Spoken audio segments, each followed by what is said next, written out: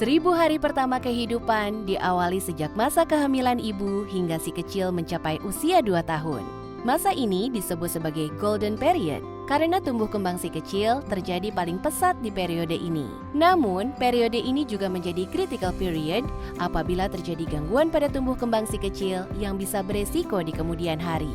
Jadi, penting untuk mengetahui bagaimana proses pertumbuhan dan perkembangan yang baik untuk si kecil. Pertumbuhan bisa dilihat dari perubahan fisik, sedangkan perkembangan dapat dilihat dari kemampuan si kecil dalam merespon dan kemampuan bersosialisasi.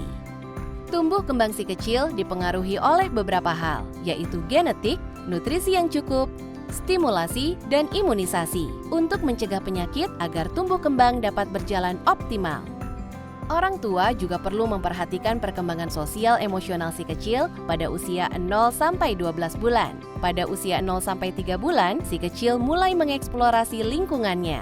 Di usia 4-6 bulan, mereka mulai bisa melakukan interaksi sosial. Di usia 7-9 bulan, mereka sudah bisa menunjukkan berbagai emosi.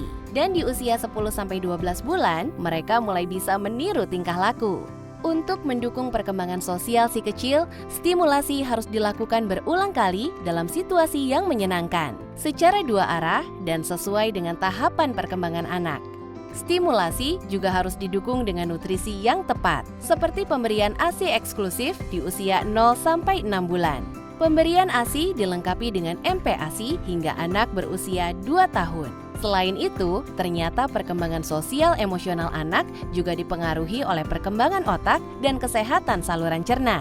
Dengan saluran cerna yang sehat, perkembangan otak jadi lebih optimal. Begitupun sebaliknya.